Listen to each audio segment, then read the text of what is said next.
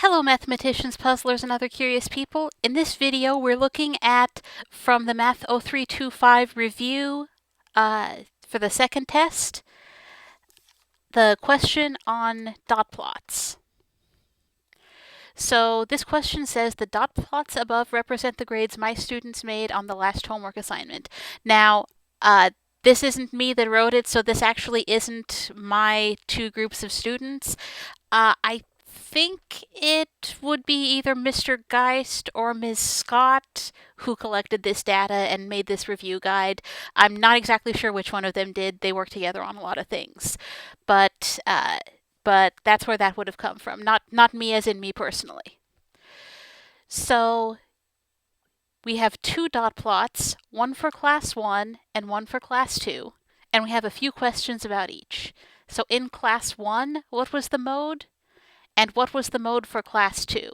So for class 1, I'm looking at this top dot plot here, and the mode is going to be whichever number has the most data elements at it, and each dot is one data element. So this here shows that 2 students made an 82, 3 students made an 84, etc. Now what about this dot right here that's not above a written number? Well, I notice it's between a 92 and a 94, so I guess this means one student made a 93. Now, if those numbers were further apart, like 95 and 100, I would have to try to estimate, based on how far over the dot was, what that number might be. But in this case, there's only one possibility since everything seems to be rounded to integers, so we don't have to estimate. So the nice thing about trying to find the mode on a dot plot is all you have to do is look for the tallest stack of dots. And I see that that is this stack of dots right here above the 86. So in class 1, the mode was 86. Now in class 2, we'll do the same thing. And I see the tallest stack of dots right here. So in class 2, the mode was 90. So the most common score was a little higher in class 2 than in class 1. Now you can't always tell how two classes are comparing from that though, because sometimes the mode is the mode kind of by coincidence. So let's investigate a little bit further.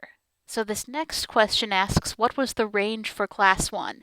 Now, you might remember this from a video that you may have seen shortly before this, but in case you're watching out of order or didn't watch that one, I'm just going to remind everyone that range is the maximum minus the minimum. So for class 1, we'll look for the maximum, and that's the greatest number that has a dot, so 98. Minus the minimum, so that'll be the smallest number that has a dot, so 82. Well then 98 minus 82 would be 16.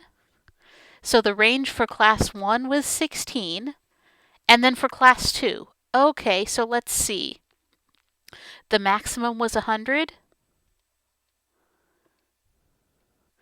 and then the minimum, well the furthest to the left dot is not actually above a number, but I see it's a step over from 82, so I'm going to read that as 81. So then 100 minus 81 would be 19. So the range for class 2 was 19. So that's interesting.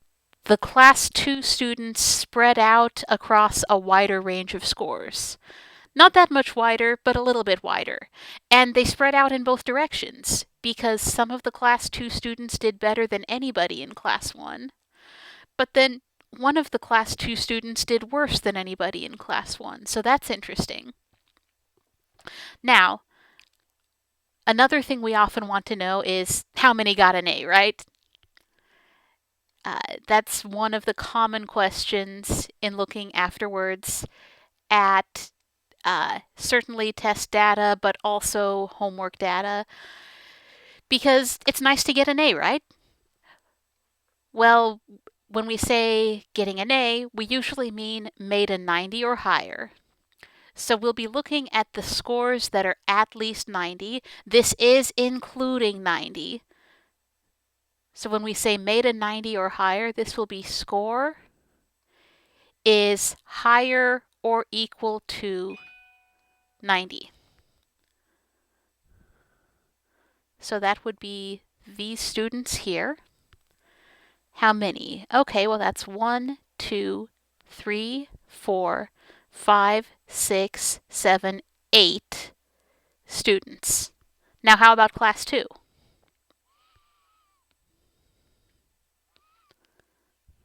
Let's see. 1, 2, 3, 4, 5, 6, 7, 8, 9, 10, 11, 12, 13, 14, 15 students in class 2 got an A on that assignment.